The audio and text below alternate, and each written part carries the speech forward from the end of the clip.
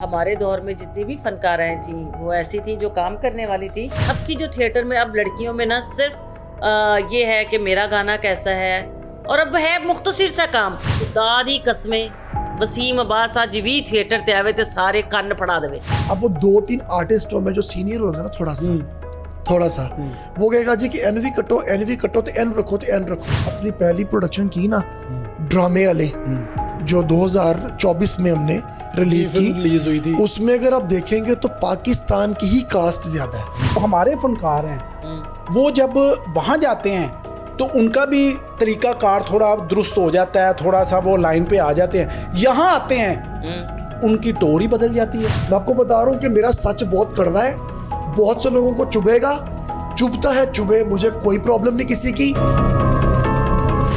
मैं आपको ओपनली बता रहा हूँ, मेरी बात सुने ना, मुझे यहाँ काम ही नहीं करना। एक के साथ बात हो रही है किन्जा हाशमी के लिए, तो उसने डिमांड इतनी बता दी है उससे भी कम पैसों में मुझे वहाँ की हीरोइन मिल रही है जो बॉलीवुड का। अब इसमें कुछ और नाम भी ऐड कर रहा हूँ। हानिया आमिर, दुरेफिशा, ये लड़कियों के नाम थे हमारे। हमें ये नुकसान पहुंचा पाकिस्तानी फनकारों से। मुझे आप बताओ, बाद में आप कहते जी कि पाकिस्तानी, और भाई पहले ये इस काबिल तो हो, ये प्रोफेशनल नहीं है। You are right. ना यहाँ के आर्टिस्ट और ना ही यहाँ के प्रोडक्शन। ये 7 लाख वारी भी जम के आना, ये उन्होंने जोड़दा काम नहीं कर सकते। नहीं, मेरा नहीं मैं ख्याल वो इस तो प्रोग्राम के बाद अजहर मैं तुम्हारे साथ कोई सही तरह से बात करना चाहूंगी। अस्सलाम वालेकुम जी, मैं ज़हीर शेख। पाकिस्तान में यूं तो बहुत सारे ऐसे फनकार हैं जिनका काम जो है वो पूरी दुनिया में जाना पहचाना जाता है, लेकिन कुछ नाम ऐसे होते हैं जो अपने काम के ज़रिए सबको अपना दीवाना बना लेते हैं और उनका अपना ही एक मुनफरिद स्टाइल होता है। ऐसे ही मुनफरिद स्टाइल वाले बहुत सारे फनकार हमारी इस इंडस्ट्री में मौजूद हैं, लेकिन एक नाम ऐसा है कि जो जब भी जिस जगह भी वो आई, चाहे वो फिल्म हो, चाहे टीवी हो, स्टेज हो, वो छा गई। बहुत सारी बातें करेंगे। तो हमारे साथ आज मौजूद हैं one and only Ruby Anam. और रूबी जी, सबसे पहले तो आपको अस्सलाम वालेकुम। बिस्मिल्लाह वालेकुम अस्सलाम। ज़हीर, आपको इस तरह देख के बड़ी खुशी हुई और आपको आपके प्रोग्राम की बहुत बहुत मुबारक हो। बहुत जल्द आपने तरक्की की जनाब। इस ये जो शोबा है ना, इसमें बड़ा मुश्किल और बड़ा टाइम लगता है, लेकिन आपने बड़ी जल्दी तरक्की की। आपका बहुत शुक्रिया, लेकिन आप तो जानती हैं 23 साल हो गए। हाँ, लेकिन आपने तरक्की, ये जो पहले आप प्रिंट मीडिया में थे, लेकिन इलेक्ट्रॉनिक मीडिया में आके आपने ज़रा कहते ने बम भी चलाए ने। फिर आपका बहुत शुक्रिया। आप तो ऐसा है जैसे हमारी फैमिली हैं। अल्हम्दुलिल्लाह। तो आपका बहुत शुक्रिया, आप तशरीफ़ लाए। और इनके साथ जो हैं, जो बैठे हैं, वो हैं इनके शौहर, जो कि बहुत ही टैलेंटेड हैं, अज़हर भट्ट साहब। अस्सलाम वालेकुम भट्ट साहब। वालेकुम अस्सलाम। भट्ट साहब, आज आप हमारे पॉडकास्ट में हैं। बातें बहुत अहम होंगी और कुछ ऐसी बातें भी होंगी कि शायद उनका जवाब आपके लिए हो सकता है मुश्किल हो, लेकिन मैं समझता हूँ कि भट्ट साहब तुसी मुश्किल रामा तो भी ना बड़ा आसानी ना गुजर जाते हो। लेकिन आज हम मज़ा लेंगे, बहुत सारी बातें भी करेंगे और एक आपके लिए हमने सरप्राइज भी रखा हुआ है। अच्छा, वो हम ज़रूर जो है ना, उसको जब प्रोग्राम का एंड होगा तो वो सरप्राइज आपके सामने लाएंगे। यकीनन आपको बहुत अच्छा लगेगा। तो रूबी जी, स्टार्ट करते हैं हम अपना पॉडकास्ट। सबसे पहले ये बताइएगा कि आप एक शर्मीली और बड़ी घर में रहने वाली एक फैमिली की लड़की थी, लेकिन आपका जो स्टाइल था बात करने का वो बहुत तेज़ था। तो लेकिन वैसे तो आप बहुत सिंपल थी, घरेलू लड़की थी। तो शोबिज़ की इंडस्ट्री में आपका जो आना और आके छा जाना, इस हवाले से ज़रा थोड़ा सा नाजरीन के लिए बताइएगा। अपनी इनिशियल स्टेज, आपकी जो स्टार्टिंग थी वो कैसे हुई? देखें, स्टार्टिंग तो मेरी थिएटर टेलीविज़न एक ही वीक में मुझे अल्लाह ताला ने रहमत की और करम किया। और रह गई बात मेरी तेज़ी की और मेरा वे ऑफ टॉकिंग, जैसे आपको लगता है कि मैं बहुत तेज़ हूँ या मैं थोड़ी एक्टिव हूँ, मैं इसको, या बहुत ज़्यादा मुझे लोग कहते हैं कि आप इतनी बीमारी के बावजूद इतनी एनर्जेटिक कैसे है। ये सब जो है अल्लाह की रहमत। और मैं मजांगदी हाँ, अरैण हाँ, मुझे शायद यही लगता है। और बहुत से लोगों को मेरा ये तीखापन बहुत दुखता है, लेकिन क्या करें, तो गॉड गिफ्ट है ना। मैं नहीं हूँ, मैं ऊंजदी लगती जिहो जो तुसी मैंने बीमार मायूस, वो मैं नहीं लग सकती। मुझ पे अल्लाह की रहमत है और मैं कोशिश करती हूँ कि जो कहीं मायूस बैठे हुए हैं, अगर वो मुझे एक लम्हे के लिए कहीं देख लें, कहीं एक लम्हे के लिए देख लें, तो उनके चेहरे पे मुस्कुराहट आ जाए। और यही शायद मेरी ज़िंदगी का मकसद है जो अल्लाह ताला ने मुझे इस दुनिया पे भेजा।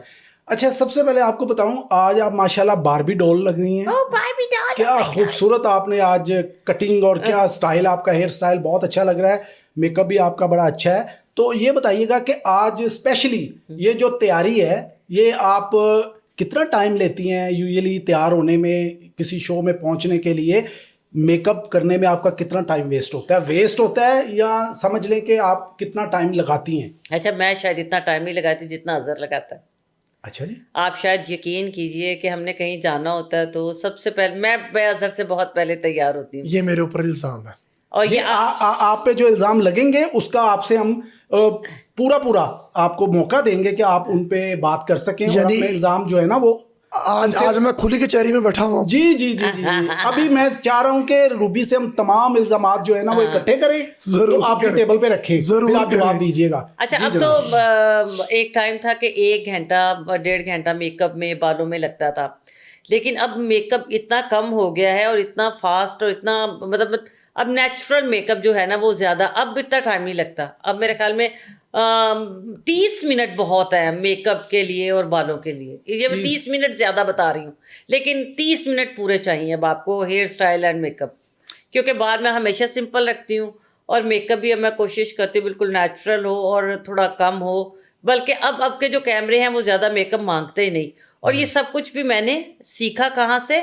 मैंने ये सीखा इंडियन प्रोडक्शंस करके, क्योंकि वो बहुत नेचुरल और बहुत कम मेकअप यूज़ करते हैं। और उसके बाद जब पाकिस्तान एकदम से कैमरे चेंज हुए तो हमारे मेकअप भी बदल गए। अजहर भट्ट साहब आपकी तरफ आते हैं। भट्ट साहब, आपने स्टार्ट जो लिया था ना वो लिया था सिंगिंग से। हमें पता है पंजाबी मुंडे बैंड जो है ना, आपने उसको शुरू किया, फिर आपने बड़े अच्छे अच्छे पंजाबी गाने हमने सुने भी आपसे, लेकिन फिर एक वक्त आया, तकरीबन आज से कोई 7-8 साल पहले की बात है, कि आपने बिल्कुल सिंगिंग छोड़ दी और प्रोडक्शन की तरफ आ गए। ये ज़रा बताइएगा कि सिंगिंग आपने स्टार्ट कैसे की, आपको कैसे इजाज़त मिली, फिर क्यों छोड़ा और अब आप प्रोडक्शन कर रहे हैं, तो ये सारी ज़रा आप अपना जो सफ़र है इस के हवाले से ज़रा ब्रीफ कीजिएगा। अच्छा ज़हीर, मैं पहले तो ये बताना चाहूँगा कि स्टार्टिंग जो है ना मेरी, वो एज ए चाइल्ड स्टार हुई थी एज ए आर्टिस्ट। और मैं बहुत छोटा था जब मैं अंधेरा उजाला में आया था। मेरा जो स्टार्ट है, अगर देखा, वो चाहे मुझे इतना याद ना हो, बट मेरा स्टार्ट पीटीवी है। ठीक है। सेकंड थिंग, बच्चे थे तब तो पता नहीं था इतना, आहिस्ता आहिस्ता बड़े हुए तो चला पता कि नहीं यार कुछ करना चाहिए, ये गॉड गिफ्टेड था, किसी को देख कर नहीं आया और ना ही मेरी फैमिली में कोई था पहले ऑलरेडी। तो मुश्किलात तो बहुत हुई, लेकिन सपोर्ट मुझे सिर्फ मेरी अम्मी की थी। तो जैसे आप पूछ रहे हैं अभी कि छोड़ी क्यों सिंगिंग छोड़ने की वजह भी मेरी अम्मी थी। 2017 में उनकी डेथ हुई, उसके बाद उसको मैंने खैरबाद कर दिया था, क्योंकि इस काम की खुशी सिर्फ मेरी माँ को थी, सपोर्ट मुझे मेरी माँ करती थी और बाकी फैमिली की तरफ से नहीं थी इतनी। तो जब अम्मी की डेथ हुई, अटैच बहुत था अम्मी के साथ, अम्मी की डेथ हुई तो मैंने वाइंड अप कर दिया था इसको। रह गई बात प्रोडक्शन की, प्रोडक्शन में मैं ऐसे नहीं आया, वो मैं इनकी वजह से आया था। अच्छा। वो मेरी बेगम साहबा की हैं, सहारा बनी। इन्होंने मुझे सपोर्ट की। सपोर्ट करना ज़रूरी ये नहीं होता कि आपको कोई फाइनेंशियली सपोर्ट करे, सपोर्ट होता है कि आपको ताकत देने में ना सबसे बड़ा हाथ वो होता है आपके पीछे खड़े हुए साथ फैमिली मेंबर्स का। तो मेरे पास तो सिवाय मेरी बीवी के है कोई नहीं, बाकी सब अपने अपने घरों में बहन भाई, और उन लोगों ने पहले भी कभी सपोर्ट नहीं की थी इस काम के लिए, बाद में भी नहीं की। तो इसीलिए ये मेरी ताकत है। आज जो हूँ वो इन अपनी माँ की दुआएं और अपनी बीवी के साथ। क्या बात है, और कोई रीज़न नहीं है इसकी। सच क्या? प्रोड्यूसर, डायरेक्टर या जो भी मैं काम कर रहा हूँ फिल्म का, उसमें सबसे बड़ी सपोर्ट मेरी बीवी की है मुझे। रूबी जी, आप भी ज़रा बताइए कि जितनी बातें अज़हर ने की हैं ये सारी की सारी सच हैं या इसमें कुछ लगाई भी है अपनी तरफ से कोई चीज़? नहीं, मेरे ख्याल में अज़हर की मोहब्बत है कि ये ज़्यादा करे, इसमें इसकी मेहनत ज़्यादा है, इसके अपने बोल, ये जिसको मिलता है उसको अपना बना लेता है। फिर अज़हर ने अपनी ज़िंदगी में इतने लॉसेस जो उठाए हैं वो अपनी मोहब्बत की वजह से उठाए हैं। मतलब आउट ऑफ द वे जाके लोगों के लिए फेवर करना। हाँ जी। तो वो पता है क्या हुआ, अब इसने अपनी मोहब्बत तो लोग बता ही ली कि, लेकिन इसने जो लॉस होंगे वो नहीं बताएगा।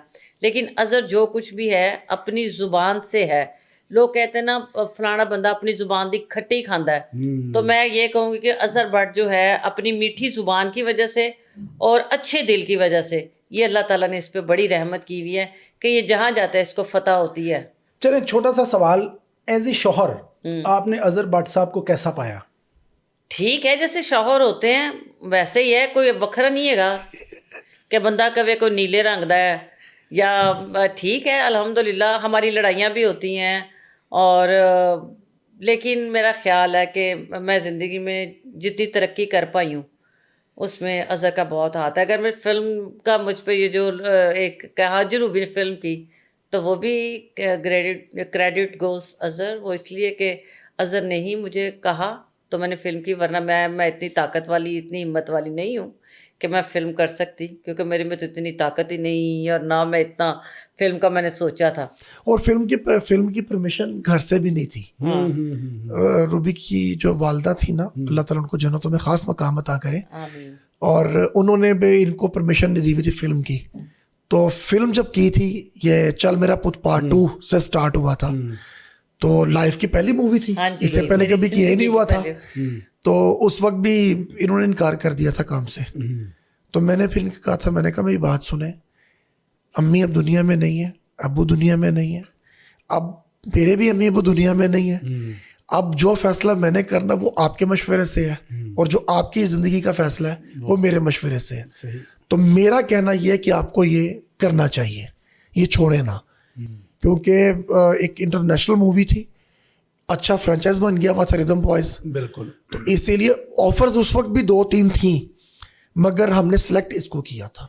लेकिन आपकी वो फिल्म बहुत कामयाब हुई, उसके बाद फिर चल सो चल सिलसिला निकलता रहा। अच्छा रूबी, आपका एक ड्रामा, हमने स्टेज ड्रामा इनिशियल शुरू में बहुत सारे आपने ड्रामे किए, लेकिन एक ऐसा ड्रामा है जिसका नाम है टोपी ड्रामा। हाँ। मुझे याद है उसमें आप सुहेल अहमद साहब की बेटी बनी हुई हैं और आपके भाई बने हुए हैं, जिनमें अमानुल्लाह हैं, जिनमें अल्लाह आपका भला करे बब्बू बराल साहब हैं, फिर वो हमारे मंजर अमीन साहब हैं, सद के मेरा दोस्त मंजर अमीन। बिल्कुल। अच्छा, और उसी ड्रामे में अल्लाह बख्शे हमारे जो मस्ताना साहब हैं, वो आपके घर के सामने दुकान डाल के बैठे हुए हैं, और एक साइड पे जवाद वसीम साहब की दुकान है, और एक साइड पे जवाद वसीम साहब हैं, खालिद अब्बास स्टार साहब इस ड्रामे में हैं। बिल्कुल हैं। अच्छा, इस ड्रामे में ना मैं देखता हूँ कि आप का जो स्टाइल था ना, जो आप आती थी तो फिर आप सबको ही कोई ना कोई बात करती थी और बहुत आपने वो ड्रामे को एंजॉय किया। वो जो ड्रामे थे स्टेज के, उस हवाले से बताइएगा, क्या स्टेज का वो दौर बहुत अच्छा था, काम अच्छा था, राइटर अच्छे थे, आप परफॉर्म साफ सुथरा करती थी, या आज का ड्रामा जो है ना आप समझती हैं बेहतर है? अच्छा ज़हीर, कुछ बातें जो काफ़ी लोगों को हजम नहीं होंगी, लेकिन मैं आपको एक बात बताऊँ, वक्त के साथ साथ हर चीज़ तब्दील हुई। उस टाइम पे हमारे घर में कौन से टेलीविज़न थे, अब कौन से टीवी हैं, उस वक़्त हमारा कपड़ों का क्या स्टाइल का, अब क्या है, उस वक़्त थिएटर पे क्या था, कैसे प्रोड्यूसर थे, कैसे लोग थे, अब कैसे लोग हैं, कैसे प्रोड्यूसर्स हैं, डायरेक्टर कैसे हैं। वक्त के साथ तब्दीली आई। ठीक है, जैसे कि उस दौर में डांस नहीं था बिल्कुल। ठीक है, अब डांस है। अब कुछ टाइम दरमियान में 10-12 साल या 15 साल का जो मैंने नहीं भी किया, मैंने 14 साल थिएटर नहीं किया, आपको पता होगा। बिल्कुल ऐसे तो 14 साल में बहुत तब्दीली आई। अब जैसे सुहेल अहमद साहब जैसा बहुत बड़े, सुहेल साहब का मैं नाम इसलिए लेती हूँ कि अल्लाह उनको ज़िंदगी और सेहत दे। खालिद अब्बास स्टार साहब हैं, इरफान खोसर साहब हैं, आपके पास वसीम अब्बास साहब हैं, बिल्कुल। आपके अभी देखे ना, मुनीर राज साहब को अल्लाह जन्नत में जगह दे, CM मुनीर साहब, MJ राना साहब अल्लाह ने जन्नत में जगह दे। मैं आपको ऐसे लोग बताऊंगी जिन्होंने वाकई ही, इफ्तिखार हैदर साहब हैं, मतलब जिन्होंने काम किया, जो राइटर्स, मिर्ज़ा रशीद अख्तर साहब, ओए होए होए होए, मिर्ज़ा साहब के साथ जो काम करने के मज़े। अब क्या हुआ ज़हीर, अब थिएटर पे डायरेक्टर हो गए कम, राइटर हो गए कम। वहाँ जैसे लाहौर में जब जितने ड्रामे थे, या फैसलाबाद में ड्रामा भी हो रहा होता था, मुल्तान में भी हो रहा है, तो वहाँ पे उतने ही डायरेक्टर थे, उतने राइटर्स थे। ठीक है, अब राइटर आप क्या कर रहे हैं, अब मेरी बात ही अगर किसी को बुरी लगे तो माफ़ी के साथ, पहले का जो राइटर और डायरेक्टर था वो बहुत पढ़े लिखे थे, देखिए, अगर आप अफ़ज़ाल अहमद साहब की बात करें ना, तो अफ़ज़ाल अहमद साहब अपने डायरेक्टरेट में 3 राइटर रखते थे। परवेज़ कलीम, ख्वाजा परवेज़ साहब, इरफ़ान खोसर साहब, ये 3 बंदे एक ड्रामा लिख रहे हैं, ठीक है? और ख़ुद वो सर पे खड़े हुए हैं अफ़ज़ाल अहमद साहब। तो जब ड्रामा चल रहा है, तो ड्रामा चल रहा है 2 साल, ड्रामा चल रहा है 12 महीने, ड्रामा चल रहा है 14 महीने, ठीक है? अगर सुहेल अहमद साहब अपना कोई एक ड्रामा करें, डबल सवारी, तो वो चल रहा है कितने अरसे। अगर शर्तिया मिठे है तो वो कितना अर्सा चल रहा है, उसमें किस किस की मेहनत है, बब्बू साहब की मेहनत है, सुहेल साहब की मेहनत है, खालिद अब्बास डार साहब, ये 3। अब ये है कि पहले के लोग बहुत अच्छे, उनके पास एजुकेशन भी थी, उनके पास एक्सपीरियंस भी था, ठीक है? हमारे पास अभी जैसे नसीम विकी बहुत मेहनती, क्योंकि उसने बहुत सीखा है, हाँ, उसने अपने वक्त के साथ साथ। हमारे पास डॉक्टर साहब हैं, जैसे डॉक्टर अजमल मलिक साहब हैं, वो पढ़े लिखे भी हैं, उन्होंने कम अज़ कम 27 साल से जितनी हार्ड वर्क, जितनी मेहनत, अभी तक मैं कहती हूँ जितना वो मेहनती आदमी है ना, और जितना उसको अल्लाह ताला ने उसके हाथ में एक मुझे क्यों लगता है कि वो भी ऐसे करके करते हैं मट्टी को या किसी कलर को, तो वो ऐसे कौसो कज़ा के शाहकार बन जाता है। ठीक है। अब हमारे पास कैसर सनाउल्लाह भाई, अब कैसर सनाउल्लाह साहब क्या करते हैं? कैसर सनाउल्लाह साहब बहुत प्यारे आदमी हैं, बहुत खूबसूरत आदमी है। उनकी मेहनत बेशक जब वो करने पे आए, लेकिन जब आप अपनी फेवरेटिज्म लेके आते हैं ना कि मैं इनू रखना है, मेरा फेवरेट है, या मैं किसी एक की बात नहीं कर रही, जिसका रोल नहीं बनता आप उसको देते हैं। पहले के डायरेक्टर्स में ये नहीं था। MJ राणा साहब का एक ड्रामा था, उसमें उन्हें कहा कि मैनू रूबी है रोला से चाहिए, मैनू ऐस रोला से रूबी चाहिए, तो रूबी नहीं आना है। तो उन्होंने फिर मुझे लिया। मैं यूके जा रही थी, उन्होंने कहा ड्रामा 15 दिन बाद कोई होर कर लेंगे, पैसे उन्हें दे रहा कर लेने। मैनू रूबी चाहिए कि एक बदतमीज़ लड़की या जिसकी नई नई शादी हुई होती है, वो उन्हें लड़की और सुसर के साथ उसकी फुल लड़ाई है। तो ओपन एयर थिएटर में ये ड्रामा हुआ था। तो अल्हम्दुलिल्लाह रब्बिल आलमीन, इरफान खोसर साहब ने अपने ड्रामे जितने किए हैं, उनके हर ड्रामे में अल्लाह की रहमत से मैं क्यों थी, क्योंकि उन्हें मैं चाहिए थी। पहले के ड्रामे और अब के ड्रामे में ये फ़र्क है कि पहले के ड्रामे में इरफान खोसर साहब को बुरा लगता है ये काम करना। अब वसीम अब्बास जैसा प्यारा फनकार, जो आज भी खुदा दी कसमें, वसीम अब्बास आज भी थिएटर ते आवे तो सारे कन्न फड़ा देवे। वसीम अब्बास साहब मैंने थिएटर पे परफॉर्म करते देखा है उन्हें, ठीक है, वो कमाल है। अब भी टीवी पे किसी शो में होंगे तो सारे दे काने फड़ाए होंगे ने उन्होंने। सुहेल अहमद साहब किसी शो में होंगे, चाहे वो बिल्कुल चेंज हो गया, लेकिन सुहेल साहब का बैठने का, गुफ्तगू का अंदाज वो होगा कि सारे कॉमेडियन यरक जाते ने, कम जाते ने, और कोई ज़्यादा शौकी नहीं करता। अब बात यह है कि उस दौर में फेवरेटिज्म नहीं सी ना, कि मेरी सहेली मेरे ड्रामे च काम करेगी, या किसी दी सहेली मेरे ड्रामे च काम करेगी, या एक लड़की हमारा काम देख के कहती है। अब जिस दिन से मैं थिएटर में, मुझे 7 महीने हो गए मैं आई हूँ, हर लड़की की तमन्ना ये है कि मैं रोल करूँ। उससे पहले वो एक एक एंट्री और गाना करती थी, और एंट्री भी छोटी सी की, या लड़कों ने उन्हें जुत्ते लगाई और वो इतने में खुश हो गई। अब उन्होंने देखा ए कौन है, आ गई है पागल जी, ना चंगे कपड़े पाती ना मेकअप करती है, ते तालियां भी वजदियां ने, और जुत्ती इन्हें बगल च भी कदी लिती होंदी है, कदी इन्हें भैड़े कपड़े पा के गई है तो लोग उन्हें प्यार कर रहे ने, और फिर मुंडे भी अगे दौड़े ने, की वजह। तो अब वो भी मुझे अच्छा लगता है कि अल्हम्दुलिल्लाह कि हम पुराने लोगों के आने से, मैं पुराने इसलिए कह रही हूँ कि वो तो बेचारे नवे। अच्छा, आप इसमें ये भी कह सकती हैं सीनियर्स के आने से। अच्छा, वो हमारे ना पुराने हो हाले तो सी हाले पुराने की कम ही होता है, कम नवा की पुराने तो बाद टर्म ਜਿਹੜੀ यूज ਹੁੰਦੀ ਹੁੰਦੀ ਹੈ फटे पुराने, ਅਸੀਂ ਨਹੀਂ ਚਾਹੁੰਦੇ ਕਿ ਤੁਹਾਡੇ ਤੇ ਉਹ यूज ਹੋਵੇ, ਤੁਸੀਂ ਸੀਨੀਅਰ ਹੋ।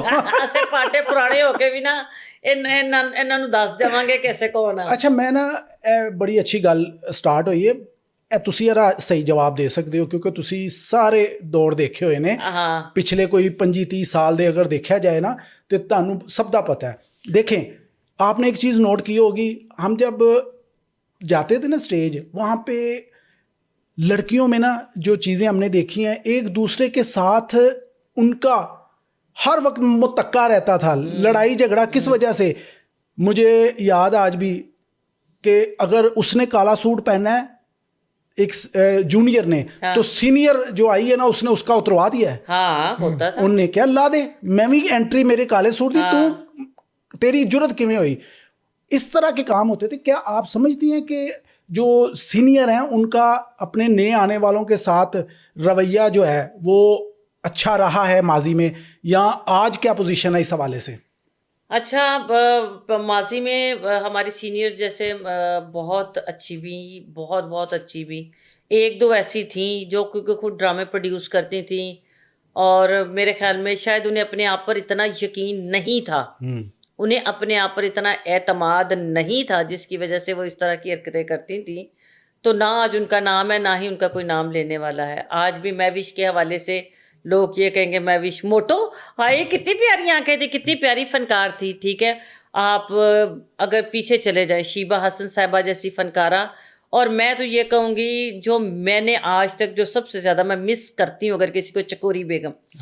क्योंकि मुझे लगता है चकोरी बेगम दोबारा नहीं आई और ऐसी फनकारा नहीं आनी। सबा परवेज साहिबा अब थिएटर पे कभी काम करेंगी नहीं, वो हमारे दौर में ही उन्होंने थिएटर पे काम किया। सबा परवेज, समीना अहमद साहिबा, समीना पीरजादा साहिबा, फजीला काजी साहिबा, मतलब ये वो लोग हैं। बुशरा अंसारी साहिबा ने भी लाहौर में आके थिएटर किया।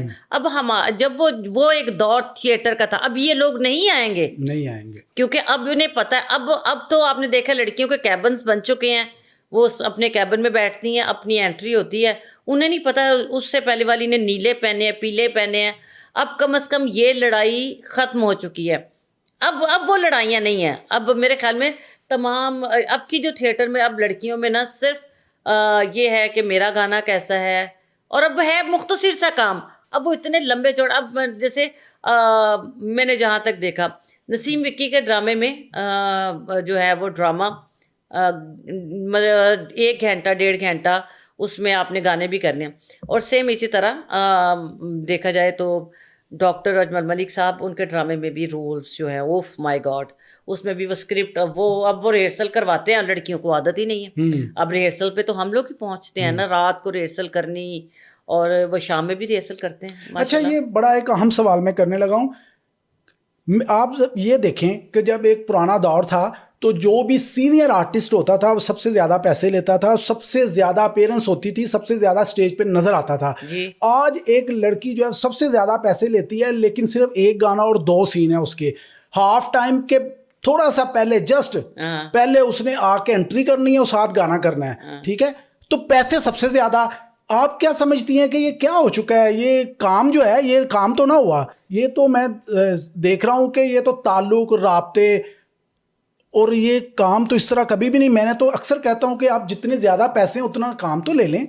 तो इस हवाले से ज़रा बताइएगा कि ये क्या तरीकाकार चल निकला है, पैसे ज़्यादा काम कम। तो फिर कितने लोग आपको याद करते हैं? पिछले 15 साल में कौन सी ऐसी लड़की आई है जो काम छोड़ के गई है, उसको किसी ने याद किया हो? चांदी आज भी याद है सबको। आज भी रिफ़त तजल्ली साहिबा जैसी परफॉर्मर हम उन्हें याद करते हैं कि रिफ़त तजल्ली जैसी एक्ट्रेस दोबारा नहीं आई यार। मैं हमेशा हर पॉडकास्ट में उनका जिक्र करती हूँ कि इतनी प्यारी फ़नकार, हमारे दौर में जितनी भी फ़नकाराएँ थीं वो ऐसी थी जो काम करने वाली थी। और अब आप मुझे सिर्फ बता दें कि इन 15 सालों में मुझे जहाँ तक मुझे याद है सोबिया खान, बहुत आला आर्टिस्ट, अल्लाह ने उसको अपना घर बार दिया, वो अपने घर में चली गई। मैं हमेशा, वो मुझे जब भी कहीं मिलती थी वो कहती थी हाय अल्लाह रूबी जी आपने क्या किया है कि आज तक नसीम विकी हमें आपकी ही मिसालें देता है कि रूबी रिहर्सल तो पहलों आंदी सी, रूबी रिहर्सल च सब तो बाद चो जाती सी, रूबी ड्रामे च मैं आज भी मैं विंग में सबसे पहले बैठी होती। मेरी एंट्री अगर लेट भी है ना तो मैं अपनी विंग में बैठी हुई, क्योंकि हमें आदत पड़ी हुई है कि कोई बंदा डबल बात ना हो जाए या किसी बंदे ने कोई ऐसी बात तो नहीं कर दी। और फिर सबसे बड़ी बात, एक आप आए क्यों वापस है?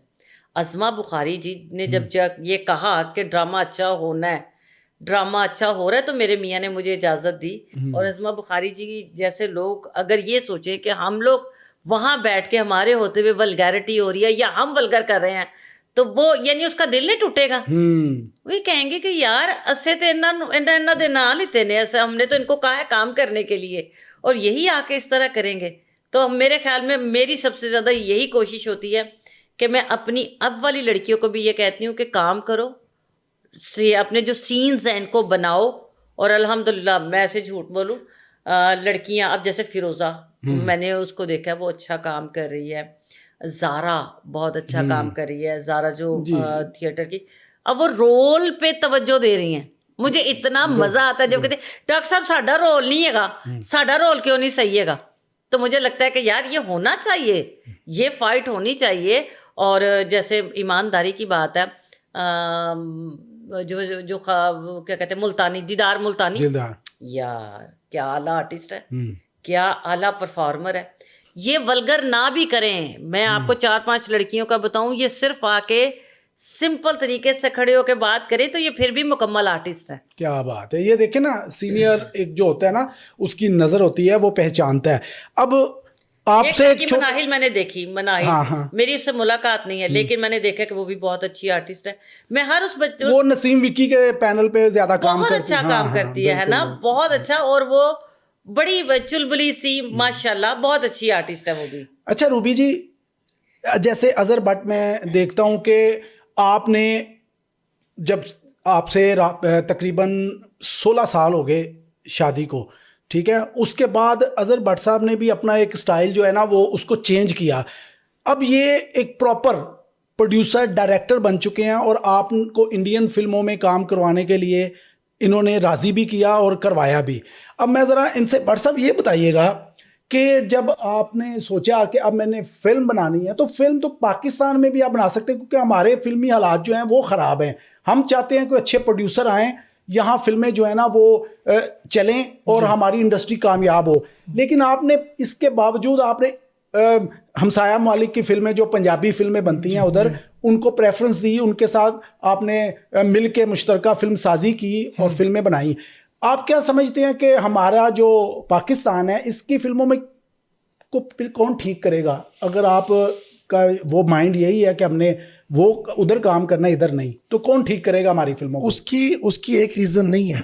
उसकी रीज़न अगर मैं आपको गिनवाने पर रहूँ तो शायद ये प्रोग्राम का टाइम ख़त्म हो जाएगा। अच्छा। हाँ जी, क्योंकि ये एक प्रोड्यूसर ही आपको बता सकता है कि उसको क्या प्रॉब्लम्स होती हैं।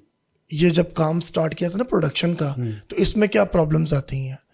मैंने अपनी लाइफ में बड़ी बड़ी प्रॉब्लम्स जो सी हैं उनको फेस किया है, और मुझे गिराने वाले भी बहुत थे, मगर जैसे अभी मेरी बेगम साहबा ने बताया आपको कि कुछ अल्लाह का करम है और मेरे साथ कुछ और है वो ना हो। मेरे पास सिर्फ एक ही सहारा और मेरी ताकत, वो मेरा अल्लाह है। मैंने मदद अल्लाह से मांगी है और मुझे हमेशा रास्ते मिल गए हैं निकलने के। आप जो बात कर रहे हैं ना कि यहाँ की लोगों को देखें, मैंने जो अपनी पहली प्रोडक्शन की ना ड्रामे वाले, जो 2024 में हमने रिलीज हुई थी, उसमें अगर आप देखेंगे तो पाकिस्तान की ही कास्ट ज्यादा है। उसमें भी 4 आर्टिस्ट मिस थे जो वीजे की वजह से रुक गए थे। अल्लाह जन्नतों में खास मकाम अता करे तारिक टैडी साहब, हामिद रंगीला साहब को पहली मरतबा ये मौका मिला था। शजर अब्बास था इस फिल्म में, मैं खुद था एज ए आर्टिस्ट। तो ये 4 लोग, तारिक टैडी साहब की बात की है ना मैंने पहले।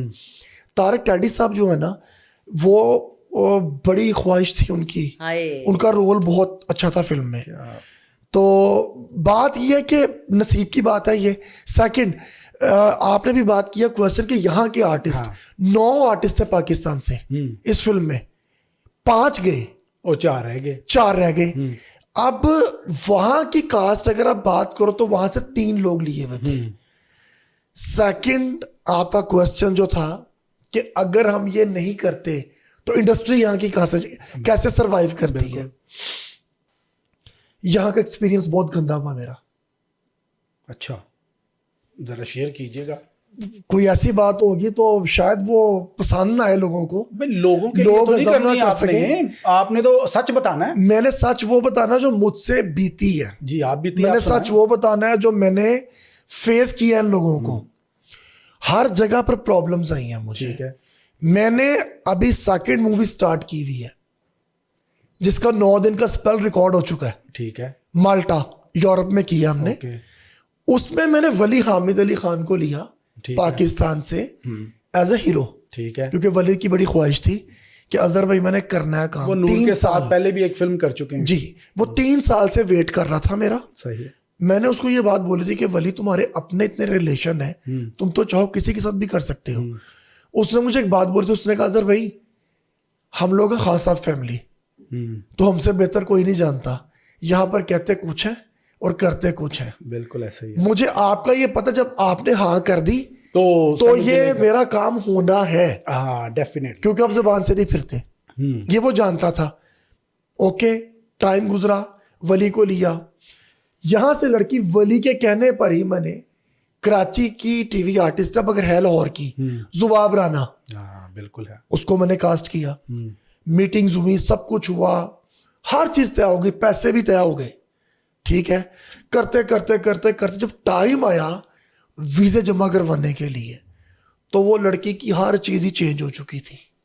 अच्छा, मसलन ये कि जी कि पहला तो उसने ऑब्जेक्शन ये किया जी कि मैं तो वली के साथ नहीं काम करूंगी, जिसने कास्ट करवाया, वाह वाह, मैं उसके साथ नहीं आऊंगी, जिससे नेकी करो उसके शर से बचो। ठीक है, मैं रिप्रेजेंट कर रही हूं पाकिस्तान को, मैंने काम करना है वहां के हीरो के साथ, मुझे पेयर में उसके साथ रखें आप।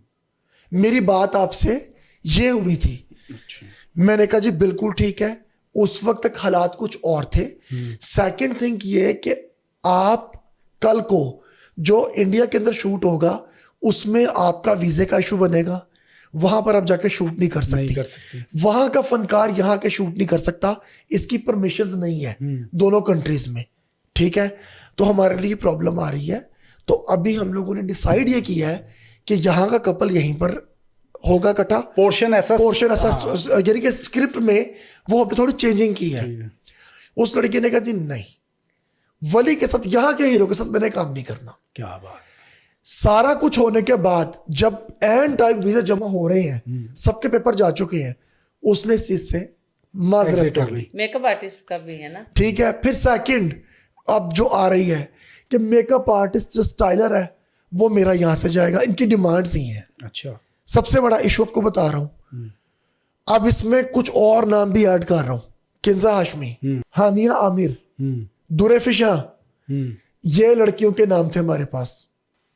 इनसे आपका राब्ता भी हुआ? जी, फिल्म के इनके सबके कॉन्टैक्ट नंबर मेरे पास है। इनके मैनेजर्स जो है वो बात करते हैं। आई डोंट नो कि इन तक ये बात पहुंचती है या नहीं पहुंचती, बट मैं आपको उन आर्टिस्टों के नाम ले रहा हूं जो मेरे पास सब सबूत पड़े हुए हैं। सही, मैं प्रूफ जिसके होंगे मैं वो बात करूंगा, और किसी की नहीं। उनकी डिमांड्स ऐसी हैं कि आप उससे बेहतर यह है कि वहां के आर्टिस्ट को लें। यानी कि डिमांड्स कैसी हैं कि अफोर्डेबल ही नहीं है? सर अफोर्डेबल ही नहीं है। वहां की जो आर्टिस्ट होगी, हीरोइन जो होगी, वो एक मजदूर है। हाँ, क्या बात है। हमारे पास शूटिंग की फुटेजेस पड़ी हुई है। ठीक है, रूबी अनम का सीन हो रहा है, आसिफ इकबाल का सीन हो रहा है, सरदार साहब का सीन हो रहा है। सरदार साहब को अल्लाह जन्नतों में खास मकामत आ करे। आमीन। ऐसा फनकार नहीं आना भाई, क्या ठीक है। क्या बात। सरदार साहब का शूट हो रहा है और वो वहां की हीरोइन आपको अपने कमरे में नजर नहीं आएगी, वो ऑन द सेट खड़ी हुई दीवार से टेक लगाकर और इनका काम देख रही है। जब उससे पूछा जाता है कि आप जाकर वहां बैठे, कहती है नहीं, मैंने सीखने से कुछ मिल रहा है। ਇਹੋ ਜਿਹੇ फनकारां ਦੇ ਨਾਲ काम करना, वो कहती है मेरे मुकद्दर ने, मैं खुश नसीब समझनी आ। और यहाँ की फनकार क्या बोल रही है आपको कि मैं अपने नाली मुझे स्टाइलर भी चाहिए, मुझे हेयर स्टाइलर मेरा अलग होगा कपड़ों का, और मेरा मेकअप आर्टिस्ट यहाँ से जाएगा। और ये भी कह रही है कि अपने मुल्क के हीरो के साथ ही मैंने काम नहीं करना। क्या बात है। जो आपको साइन करवा रहा है, अब आप मुझे बताओ, आप डिसाइड नहीं होंगे? जुल्म है ये तो, ठीक है, ज्यादती है। एक के साथ बात हो रही है किंजा हाशमी के लिए, तो उसने डिमांड इतनी बता दी है कि उतने पैसों में, उससे बल्कि कम पैसों में, उससे भी कम पैसों में मुझे वहां की हीरोइन मिल रही है जो बॉलीवुड का काम और जो टॉप स्टार है और जो मेहनती है, वहां पे कामयाब भी है जी। अच्छा, अब आप सिमी चहल जैसी फनकारा, क्या बात, आप मुझे एक बात बताएं, सिमी चहल जी को कभी नहीं देखेंगे अब, क्योंकि मैंने उसके साथ माशाल्लाह 2 फिल्में की हैं, फिर वैसे भी उसके साथ मेरा दोस्ताना क्या, मेरे तो जूनियर है वो, बड़ी प्यारी बच्ची है। खुदा की कसम, आप उसके साथ देखें आपको लगेगा एक मजदूर है, वो एक मजदूर है। वो वहाँ से आती है और कभी उसके कोई नखरे नहीं है, और उसकी तमन्ना होती है कि उसके जो सीन है नासिर भाई के साथ हों, ठाकुर के साथ हों, मेरे साथ हो या अकरम के साथ हो, वो पाकिस्तानी फनकारों के साथ उसकी तमन्ना ख्वाहिश होती है। और आपने देखा होगा उसके सीन हम लोगों के साथ बहुत ज्यादा होते हैं और बहुत इंजॉय करती है, मैंने देखा। अच्छा, एक बड़ी अहम बात मुझे यहाँ पे याद आई, आप लोगों को तो खैर तजुर्बा भी है और आपने किया भी हुआ है। अच्छा, ये बड़ी ख़ास एक चीज़ है कि जब आप इंडियन जितने भी फनकार हैं वहाँ पे आप जब काम करने जाते हैं तो मैं देखता हूँ कि जितने भी इंडियन है ना, वो तो बहुत डेडिकेशन के साथ, बड़ी मोहब्बत के साथ आपको प्रोफेशनली ट्रीट करते हैं। अच्छा, वो आपको बहुत बड़ा स्टार समझते हैं और आपकी वैसे खिदमत भी करते हैं, बिल्कुल इज्जत भी करते हैं, पैसा भी देते हैं। हमारे फनकार हैं वो जब वहाँ जाते हैं तो उनका भी तरीका कार थोड़ा दुरुस्त हो जाता है, थोड़ा सा वो लाइन पे आ जाते हैं। यहाँ आते हैं उनकी टोर ही बदल जाती है, उनका वो रवैया ही नहीं लगता कि जैसे वो कहते हैं जी हम तो जैसे फॉरेन की फिल्म करके आए हैं, तो यहाँ के फनकारों को वो फिर समझते कुछ नहीं मैं है। बिल्कुल आपसे ये बात करूंगा और आपकी बात से एग्री भी करता हूँ। मेरी जो फर्स्ट मूवी थी ड्रामे वाले, आपको शायद इस चीज़ का इल्म है कि नहीं, उसमें जो पाकिस्तान की हीरोइन थी वहाँ की नहीं थी, हमने यहाँ से लड़की ली थी और वो छोटा नाम भी नहीं था, लड़की बड़ा हिट थी उस वक्त वो काम कर रही, राबिया भट्ट, उसको लिया हुआ था। एडवांस पेमेंट जाके उसे घर दे के आऊँ DHM में, मेरे पास एक चीज़ का प्रूफ पड़ा हुआ है, ठीक है। पेमेंट जाके करके आऊँ, सारा कुछ करके आऊँ, हर चीज़ हो गई। उसकी रिक्वायरमेंट क्या थी, बिजनेस क्लास की टिकट चाहिए, दी ठीक है। यहाँ से ट्रैवल किया, गई बर्मिंघम में जाकर होटल में रूम में गई है, तो जाकर वहां पर उसने सबसे पहला टॉर्चर किया कि मुझे तो ये रूम ही नहीं चाहिए। वहां के कोई रूम छोटे हल्के रूम नहीं है, सबसे बड़ा होटल सबसे बड़ा होटल था वो। हाँ जी। वो कहती है मुझे रूम वो चाहिए जिसमें टेरेस हो। अब टेरेस वाला रूम वहां पर पूरे बर्मिंघम में किसी से कंफर्म कर सकते हो, ऐसा कोई होटल नहीं है जहां पर आपको इस तरह की लोकेशन मिलती। हमने उन्हें ये बात बोली कि आप आज स्टे करो, कल शूट है आपका, सुबह शूट है जनाब, तो हम लोग इसका अरेंजमेंट आपको जो आपको दिखाकर आपको और चेंज करवा देंगे, बट अभी आप आइए तो अभी स्टे तो करें। सर सुबह दिन चढ़ा है, प्रोडक्शन का लड़का गया, जाकर उसने दरवाजा लॉक किया है, तो मैडम अपने रूम में नहीं थी। अच्छा, वो आधी रात को सामान लेके गायब हो गई थी वहां से। अच्छा, आपके टिकट पे गई हैं, आपकी फिल्म के लिए हमारी कंपनी के वीजे पर गई हैं और आगे नवा रास्ता कर लिया उन्होंने, और वो वहां से गायब हो चुकी थी। अच्छा, ठीक है, 10 दिन वो लड़की का कोई पता नहीं, मोबाइल उसने ऑफ कर दिया हुआ था, और वो पकड़ी यहां से गई कि उसने अपने इंस्टाग्राम के ऊपर वो शूट की पिक्चर्स लगाई। ग्लासगो में वो किसी और का काम कर रही थी। चीटिंग की कि नहीं की? बहुत बड़ी चीटिंग है की ना। हम लोग खामोश क्या हो गए?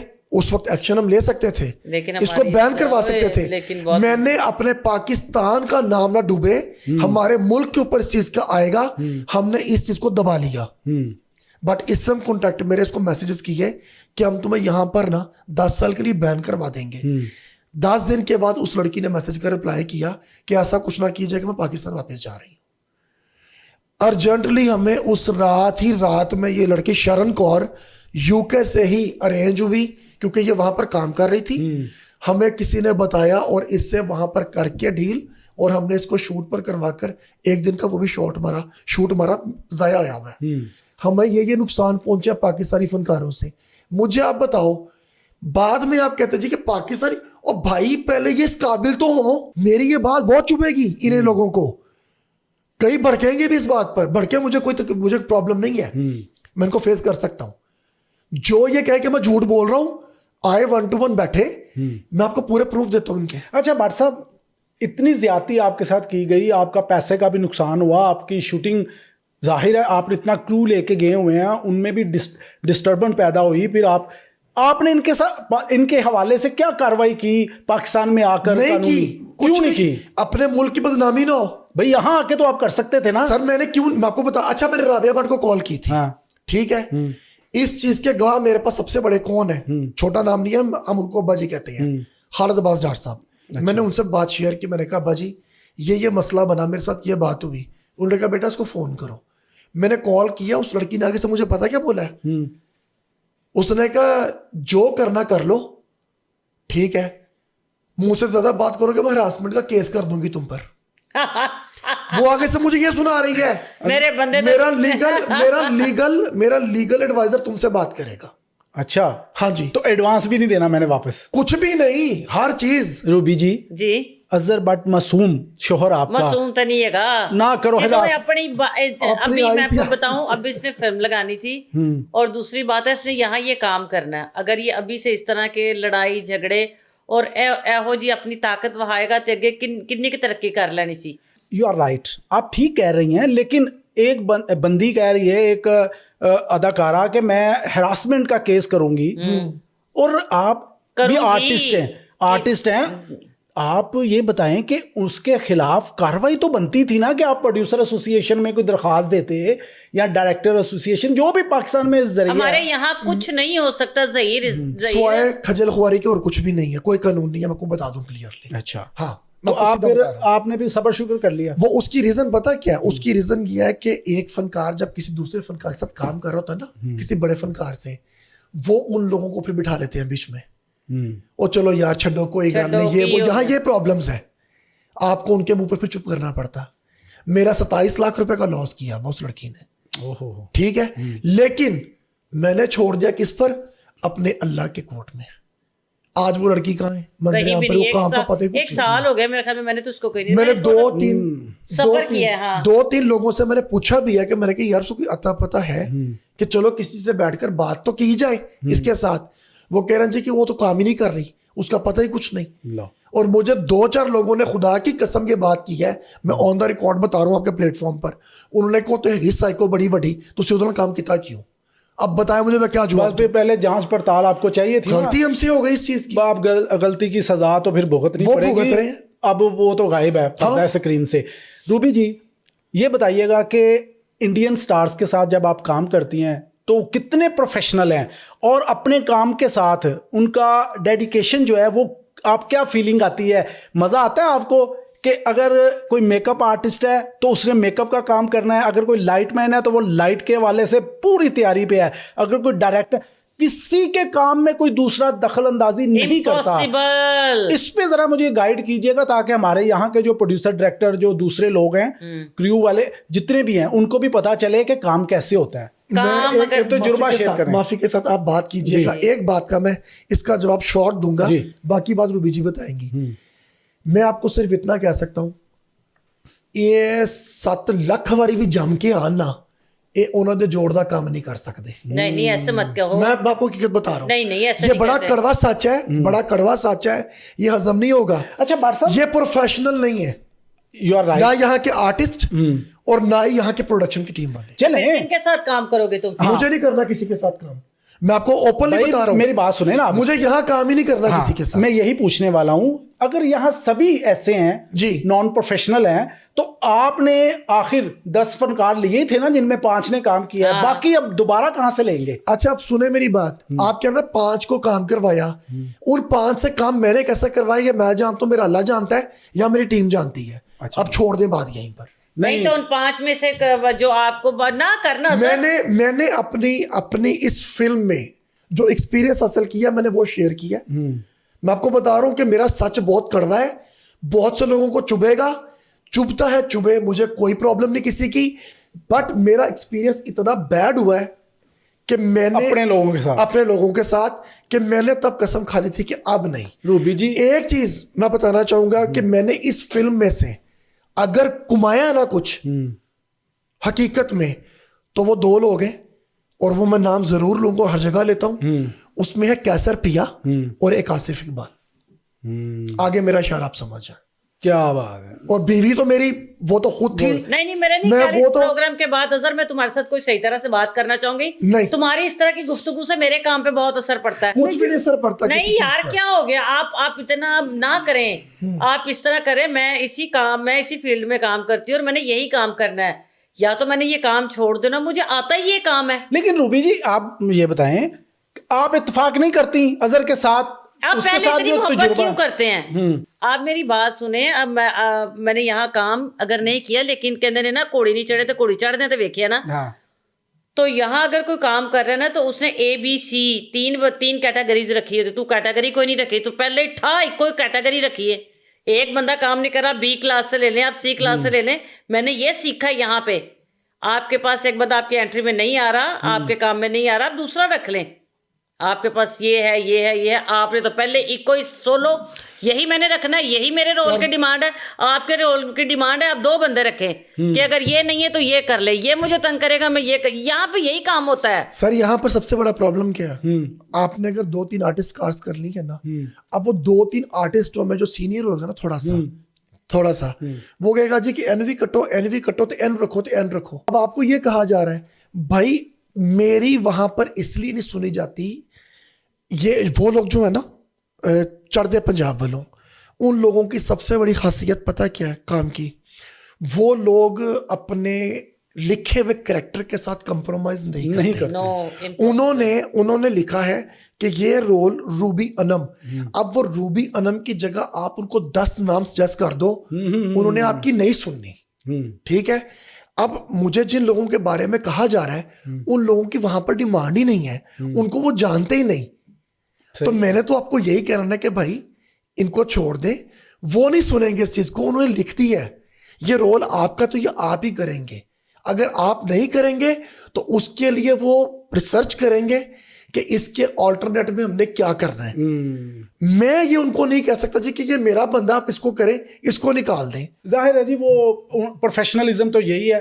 अच्छा रूबी जी ये बताइएगा कि जब आप फिल्म करती हैं तो आपको फिल्म स्टेज, क्योंकि दोनों में आप माशाल्लाह बेहतरीन हैं, मज़ा किस में आता है आपको ज़्यादा? नहीं, अब मज़ा जहाँ तक मैं आपको एक बात बताऊँ, अब फिल्म की कहा कि 10 दिन में आपका काम मुकम्मल हो जाता है, 10 दिन ज़्यादा से ज़्यादा 15 दिन, और फिर आपके डबिंग के कुछ दिन जो होते हैं।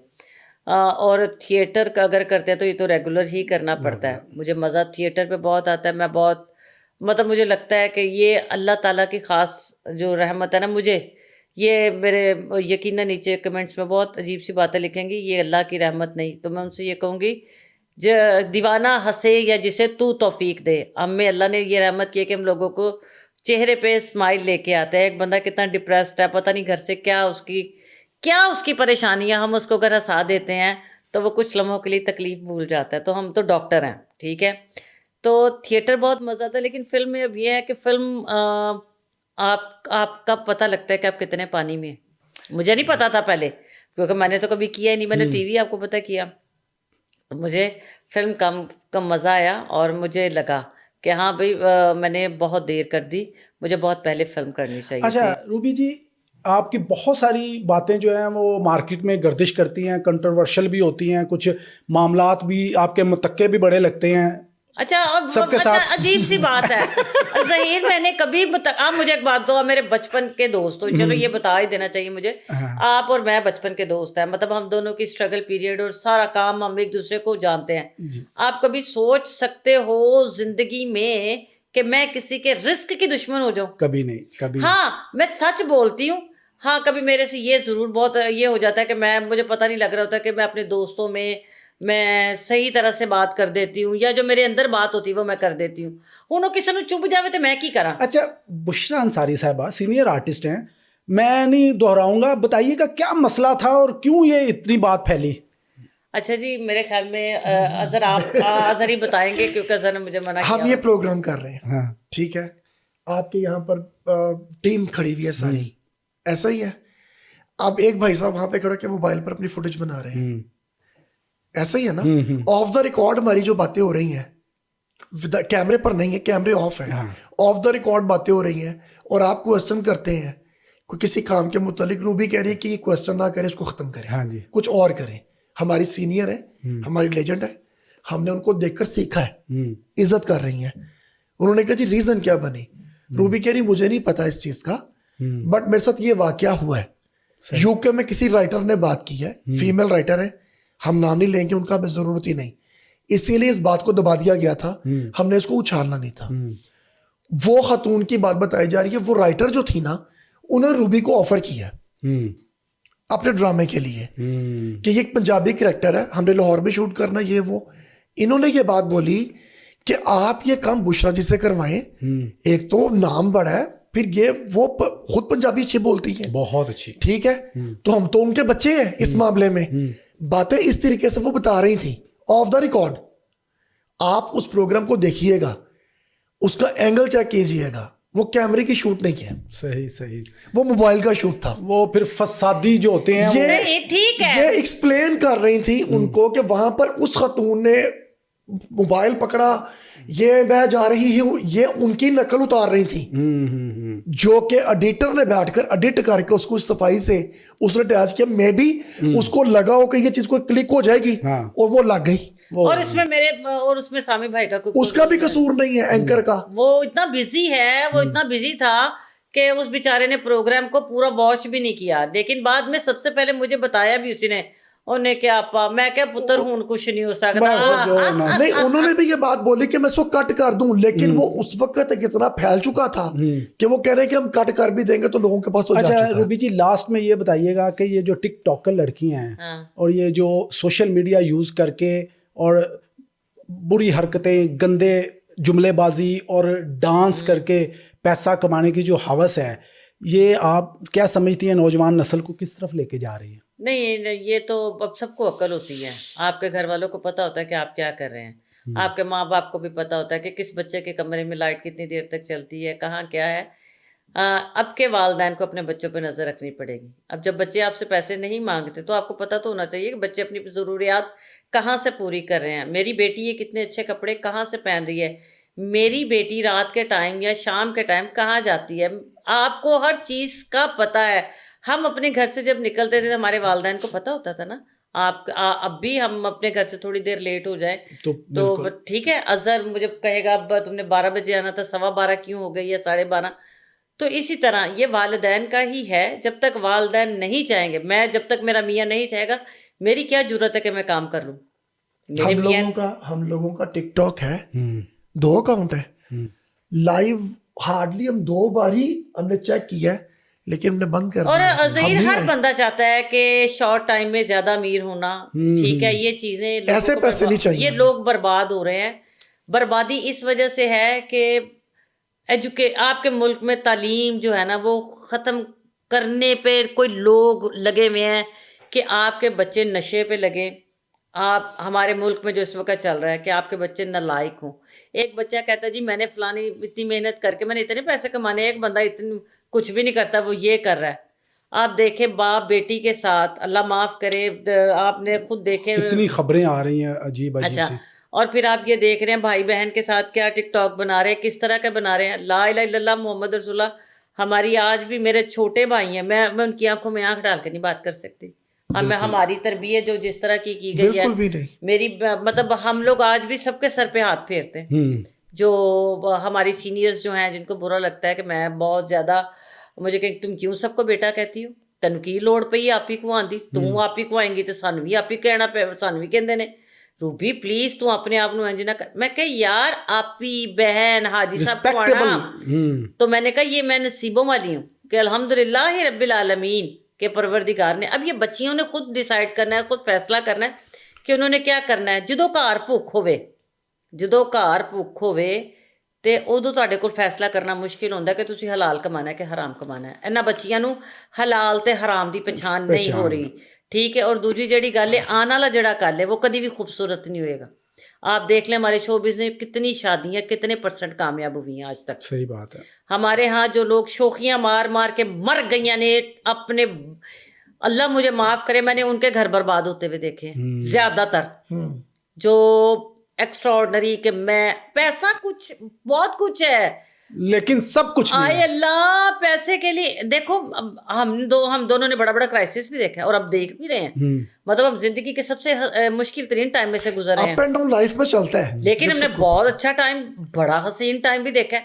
लेकिन हम दोनों ने एक दूसरे का साथ नहीं छोड़ा, बल्कि जब हम पे ज्यादा मुश्किल टाइम आती है तब हम दोनों ज्यादा इकट्ठे हो जाते हैं। क्या बात। हम एक दूसरे को समझाते हैं या एक दूसरे को बता देते हैं कि हाँ हुण है टाइम है लड़ाई का, ਇਹਦੇ ਵਿੱਚ सोच लो, एक बोले तो दूजा चुप हो जाए। अजहर भट्ट साहब, आपका बहुत शुक्रिया, आप आज हमारे स्पेशल शो में तशरीफ़ लाए। बहुत मज़े की बातें हुई और यकीनन बहुत सारी बातें हम मज़ीद और भी करेंगे मज़ीद प्रोग्राम्स में। रूबी साहिबा, आपसे भी बातें करके बहुत ही मज़ा आया और जिन्होंने कहते हैं ना स्वाद आ गया बादशाह, थैंक यू। बहुत ही मज़ा आया। यकीनन ये जो बातें हुई हैं ये आपके जो चाहने वाले हैं, परस्तार हैं, वो भी बहुत ज़्यादा इनको पसंद करेंगे और बहुत कुछ सीखेंगे भी। नौजवान नस्ल भी बहुत कुछ सीखेगी आपकी जो अभी आपने बात की उससे। यकीनन बड़ों का काम है छोटों को समझाना, बताना। ठीक है, स्टार्ट में आपको कहा था कि आपके लिए एक सरप्राइज रखा हुआ है, तो अब सरप्राइज जो है ना उसको ओपन करने का वक्त आ चुका है। तो आप दोनों को मेरी तरफ से स्पेशली अपनी शादी की 16वीं जो सालगिरह है, एनिवर्सरी है, वो बहुत बहुत मुबारक हो। Thank you. और टाइम भी हो गया पूरा। अब मैं चाहूंगा कि हम एक केक काटें आपकी एनिवर्सरी का। ये आपके लिए मैंने सरप्राइज रखा हुआ था अपने प्रोग्राम में। और केक प्लीज जरा केक लाइएगा यार। थैंक यू, बहुत शुक्रिया, बड़ा अच्छा लगा जी। तो नाज़रीन, आज हमने रूबी अनम साहिबा, उनके शौहर अज़हर भट्ट साहब के साथ एक बहुत ही खूबसूरत पॉडकास्ट किया। बहुत खूबसूरत बातें हुई, यकीनन इनके चाहने वालों को भी पसंद आएंगी। और आखिर में एक सरप्राइज़ था इनके लिए। इनकी शादी को 16 साल हो गए माशाल्लाह, और बड़ी बाखूबी खैर खूबी जो है ना वो गुजर रही है। इनकी ज़िंदगी भी इनके तमाम मसाइल के बावजूद, लड़ाई झगड़ों के बावजूद शादी जो है वो अपनी जगह कायम है। तो बड़ी खुशी की बात है। अल्लाह ताला इनको लंबी ज़िंदगी दे, सेहत तंदुरुस्ती वाली, और ये शादी जो है ये हमेशा इनकी जो है ना कायम दायम रहे। तो बहुत अच्छा लगा। अभी हम इनकी सालगिरह का केक काटेंगे और आपके सामने और इनको मुबारकबाद देंगे। जी रूबी जी, माशाल्लाह माशाल्लाह माशाल्लाह, आपको शादी की बहुत बहुत मुबारक हो। 16वीं सालगिरह है आपकी शादी की, अल्हम्दुलिल्लाह। और आज बहुत अच्छा लगा आपने डिस्कवर पाकिस्तान के प्लेटफॉर्म में अपनी शादी। Discover Pakistan, thank you. आपने हमारी शादी की सालगिरह को इतना रंगीन बनाया। जज़ाकल्लाह। आप लोगों की दुआएं चाहिए, तमाम लोगों की। ते केक खबरदार जो किसी ने खादा। इनकी शादी की 16वीं सालगिरह का आज हमने केक भी काटा, इनको मुबारकबाद भी दी। तो यकीनन ये प्रोग्राम जब आप देखेंगे आपको बहुत अच्छा लगेगा। हमेशा अपनी दुआओं में याद रखिएगा। अपने होस्ट ज़हीर शेख को इजाज़त दीजिए और हमारे साथ रूबी अनम और अज़हर भट्ट, इनको भी इजाज़त दीजिए। अल्लाह हाफिज़।